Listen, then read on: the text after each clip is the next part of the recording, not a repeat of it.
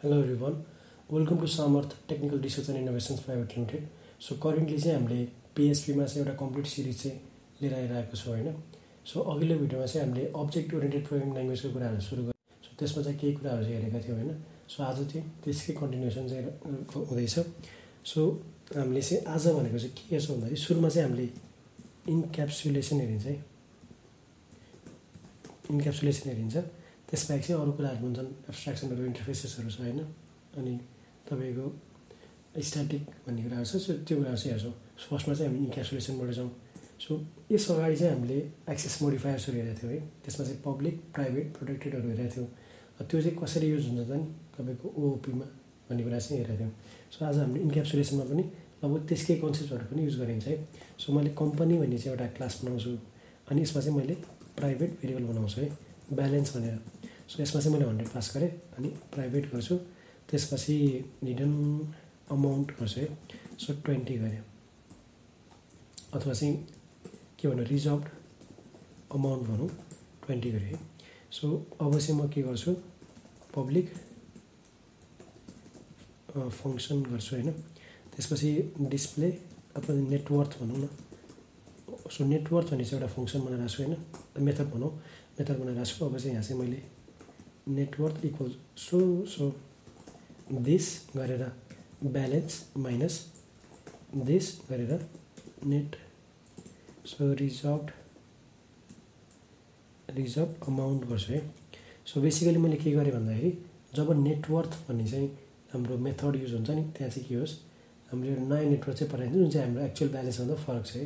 So एको गरेर म यहाँ के गर्छु भन्दाखेरि नेटवर्थ गर्छु र यहाँ चाहिँ डाइरेक्टली डलर अनि नेटवर्थ गर्दा हुन्छ है. सो यसरी गरेँ. अब चाहिँ म के गर्छु, अब्जेक्ट बनाउँछु, कम्पनीको अब्जेक्ट बनाउँछु है. Company equals to new company गरेँ र अब यहाँ म के गर्छु भन्दाखेरि कम्पनी नेटवर्थ भनेर चाहिँ त्यो मेथडलाई कल गर्छु है. सो यसरी गरेँ. अब यसलाई एकचोटि रन गरेर सो के आयो, 80 आयो. मान्छे ब्यालेन्स हाम्रो खास 100 छ, तर अब कम्पनीको आफ्नो प्राइभेट रिजनको कारणले गर्दा सर्टेन पैसा चाहिँ हिडन राख्ला. सो त्यति बेला चाहिँ हामीले 20 चाहिँ रिजर्भ अमाउन्टमा राखिरहेको छौँ होइन. सो ब्यालेन्स 100 भए पनि युजरले देखिने कि जब चाहिँ हामीले नेटवर्थ भन्ने चाहिँ मेथड कल हुन्छ तब के पाइरहेछ, 80 पाइरहेछ कि. सो बेसिकल्ली हाम्रो इन्क्याप्सुलेसन भनेको चाहिँ डेटा हाइडिङमा युज हुन्छ है. त्यही भएर कसैले कुनै क्लास छ, क्लासको चाहिँ सबै डेटाहरू चाहिँ सबैले एक्सेस गर्ने दिन हुँदैन नि त. अनि त्यसमा हामीसँग चाहिँ के अरे यो एक्सेस मोडिफायरहरू त छ, तर त्यही भए पनि अब कम्प्लिटली चाहिँ हिडन नराख्ने, तर एउटा फिल्टर गरेर क्या युज चाहिँ गर्ने, तर इन्डाइरेक्टली युज गर्ने टाइपको गर्नुपर्ने छ भने हामीले इन्क्याप्सुलेसन युज गर्न सक्छौँ है. सो हामीले कतै न कतै यस्तै कन्सेप्टहरू चाहिँ अघिल्लो भिडियोमा चाहिँ हामीले त्यो एक्सेस मोडिफायरहरू गर्दाखेरि पनि एक दुईवटा पार्टमा त्यो हालेको थियो होइन. हजुरले कति याद गर्नुभएको छ, तर त्यो याद नभए पनि सो बेसिकली के बुझ्नु भने कुनै पनि क्लासको इम्पोर्टेन्ट इन्फर्मेसन हिडन गर्न छ भने चाहिँ हामीले इन्क्याप्सुलेसनको प्रयोग गर्न सक्छौँ. र त्यसमा चाहिँ हामीले एक्सेस मोडिफायरहरू युज गरिन्छ है, जुन चाहिँ हाम्रो इन्क्याप्सुलेसन भयो. अब हामीले के हेर्छौँ भन्दाखेरि एब्स्ट्र्याक्सन भन्ने हेर्छौँ. सो एब्स्ट्र्याक्सन भन्ने छ है. सो बेसिकली एब्स्ट्र्याक्सन भनेको त्यति साह्रो कम्प्लिकेटेड चाहिँ छैन है. तपाईँले नर्मल एउटा कुनै क्लास बनाउनु भयो. सो क्लास बनाएँ होइन, कम्पनी भन्ने. त्यसपछि मैले क्लास बनाउँछु सेफ भन्ने. सो मैले के गर्छु, सेफ नेम गरेँ है, अनि राम होला. अनि यहाँ चाहिँ म के गर्छु, सो पब्लिक कम्पनी नेम गरेँ, एबिसी गरेँ. यहाँ चाहिँ मैले पब्लिक सेफ नेम गरेँ. सो यसलाई चाहिँ मैले के गर्छु, एक्सटेन्ड कम्पनी गर्छु. सो हामीसँग दुईवटा क्लास छ, एउटा कम्पनी छ, अर्को सेफ छ है. र सेफले के गरेछ, कम्पनीलाई एक्सटेन्ड गरेछ अथवा चाहिँ इनहेरिट गरिरहेछ. सो अब हामीले चाहिँ के गर्छौँ, कम्पनीको अब्जेक्ट बनाऊँ है. So company equals to new company गरेर अब्जेक्ट बनाएँ. र त्यसै गरेर हामीले के गर्छौँ, सेफको लागि पनि अब्जेक्ट बनाउँछौँ. सो न्यू सेफ गर्छु होइन. यसरी गरेँ. सो मैले यदि अब कम्पनीको नेम प्रिन्ट गर्न मन लाग्छ भने मैले के गर्न सक्छु, सो नेम गरेँ होइन. अनि त्यसपछि कम्पनी गरेर कम्पनी नेम गरेँ। सो यसरी चाहिँ मैले के गर्न सक्छु, प्रिन्ट गर्न सक्छु। एबिसी आइरहेछ अनि यो भइरहेछ, ठिकै छ होइन। तर कहिलेकाहीँ के हुनसक्छ भने हामीलाई चाहिँ प्यारेन्ट क्लास चाहिँ अलिकति हिडन राख्ने, उसले जो पाए त्यसले युज गर्न नसकोस् भन्ने चाहिँ हाम्रो चाहना हुनसक्छ नि त। त्यति बेला चाहिँ के हुन्छ नि, अब प्यारेन्ट क्लास चाहिँ अब्जेक्ट बनाउनु पाइरहेछ भने त्यो त सम्भव भएन। सो त्यो कुरालाई त्यो इस्युलाई चाहिँ रिजल्भ गर्नुको लागि चाहिँ हामीले के गर्न सक्छौँ, एब्स्ट्राक्सनको प्रयोग गर्न सक्छौँ।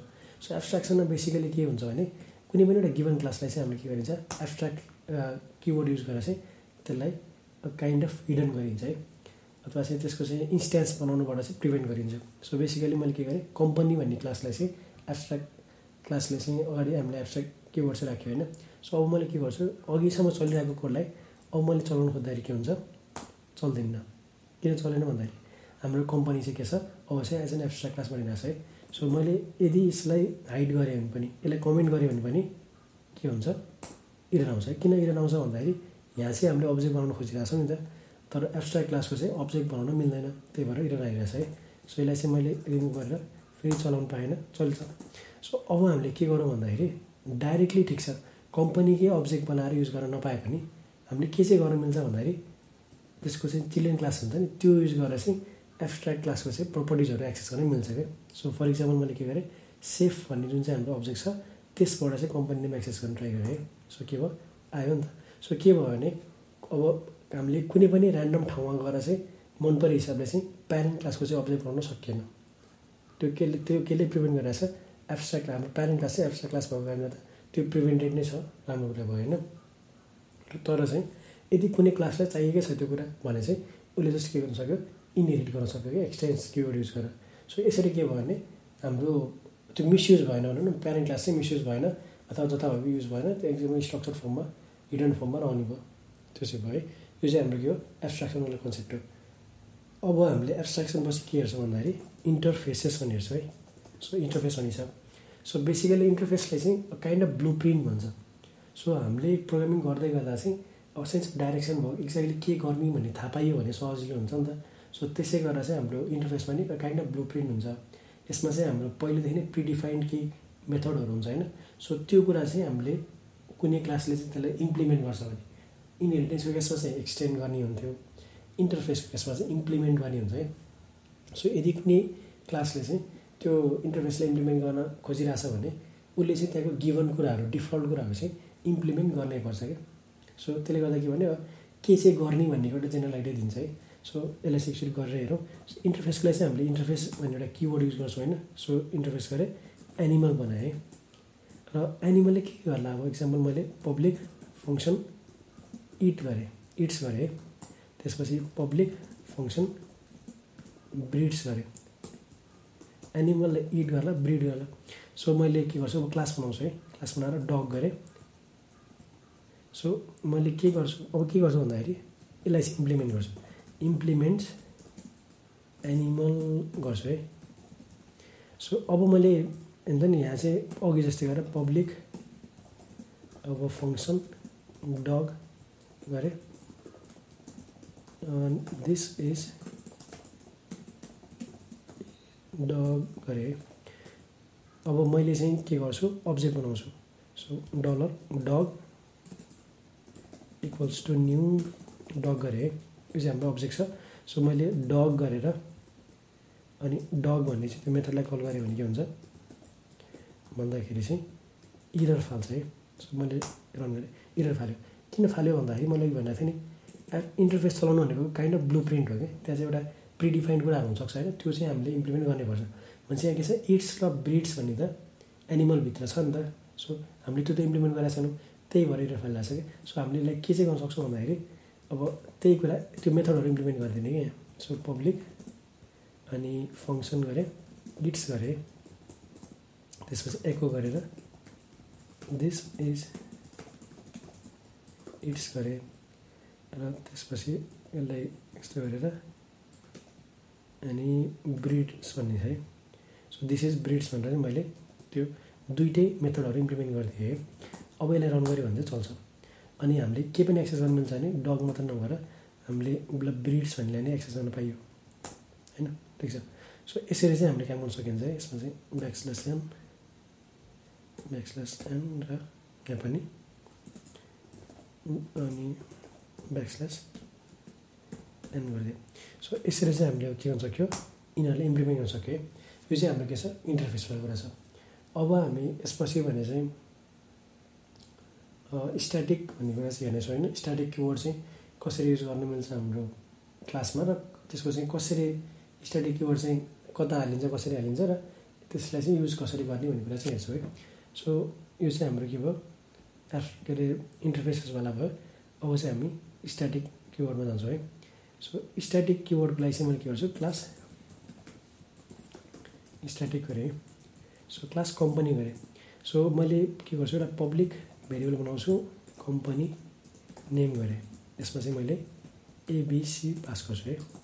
त्यसपछि म के गर्छु, स्ट्याटिक पब्लिक अनि कम्पनी एड्रेस गर्छु है, अनि नेपाल गरेँ। सो मैले के गरेँ भने दुईवटा भेरिएबल बनाइरहेको छु, कम्पनी नेम अनि कम्पनी एड्रेस भन्ने। अनि त्यसमा के छ, कम्पनी नेममा चाहिँ मैले एबिसी पास गरिरहेको छु, कम्पनी एड्रेसमा नेपाल पास गरिरहेको छु है। तर लगभग यो सिमिलर देखिरहेछ, तर मेन डिफ्रेन्स के छ भने स्ट्याटिक किवर्ड चाहिँ हामीले माथिकोमा युज गरेका छैनौँ, तलकोमा युज गरिरहेको छौँ है। सो अब हामीले यसले गर्दा के चाहिँ डिफ्रेन्सेस आउँछ त्यो चाहिँ हेरौँ। सो कम्पनी भने चाहिँ म एउटा अब्जेक्ट बनाउँछु होइन। सो न्यू कम्पनी गरेँ, र अब हामीलाई एको गरेर कम्पनी नेम गरेँ। सो यसलाई चाहिँ अब हामीले डिस्प्ले गर्न छ भने जस्तो के हुन्छ सक्यो, अब्जेक्ट युज गरेर कि। सो डाइरेक्टली एको युज गरेर सो कम्पनी नेम गरेर यसरी काम गर्न सक्यो। सो यसलाई अब हामीले रन गरियो भने के हुन्छ, कम्पनी नेम एबिसी आउँछ है, चलिरहेछ, ठिकै छ। अब हामीले यसै गरेर स्ट्याटिकलाई युज गर्न सक्यो खोज्यो भने के। सो कम्पनी एड्रेस गरेर अब यहाँ चाहिँ मैले कम्पनी एड्रेस गर्न खोजेँ भने के हुन्छ, एरर फाइल आएको छ है। किनकि हामीले स्ट्याटिक किवर्ड युज गर्दैछौँ भने यसलाई चाहिँ एक्सेस गर्ने अप्रोच अलिकति फरक हुन्छ क्या। सो म के गर्छु भन्दाखेरि, सो यहाँ एड्रेस गर्छु है, अनि इक्वल्स टू गर्छु, अनि त्यसपछि म के गर्छु भन्दाखेरि कम्पनी गर्छु, अनि के गर्नुपर्छ, सो डलर कम्पनी एड्रेस गर्छु है। सो यसरी चाहिँ मैले के गरेँ, स्ट्याटिक हाम्रो चाहिँ यो प्रपर्टी छ नि त्यसलाई चाहिँ मैले एक्सेस गरेँ कि। सो एड्रेसलाई चाहिँ मैले के गर्छु, डाइरेक्टली यसरी हालिदिन्छु, अनि यहाँ चाहिँ डलर हाल्नु पऱ्यो। यसो गरेँ र सिआरएस गरेँ, रन गर्छु है। सो अनि यहाँ चाहिँ हामीले ब्याकस्ल्यास एन पनि हालिदिउँ ल। कम्पनी नेम पनि आइरहेछ, कम्पनी एड्रेस पनि आइरहेछ है। सो यो चाहिँ हाम्रो मेन के डिफ्रेन्सेस छ स्ट्याटिक युज गर्दा र नर्मल्ली हामीले त्यहाँ चाहिँ के अरे के भन्छ प्रपर्टिजहरू एड गर्दाखेरि होइन। सो स्ट्याटिक भनेको चाहिँ तपाईँको नर्मल भेरिएबल्सहरू मात्र नभएर तपाईँले चाहिँ फङ्सनहरूमा के मेथड्सहरूमा लगायत विभिन्न ठाउँमा पनि युज गर्नुहुन्छ है। सो त्यो चाहिँ हो। सो आजको हामीले भिडियोमा चाहिँ के कुरा हेऱ्यौँ भन्दाखेरि इन्क्याप्सुलेसनको कुराहरू हेऱ्यौँ, एब्स्ट्राक्सनको हेऱ्यौँ, स्ट्याटिकको हेऱ्यौँ, इन्टरफेसेस हेऱ्यौँ है। सो आजको लागि यति नै। I'll see you in the next one.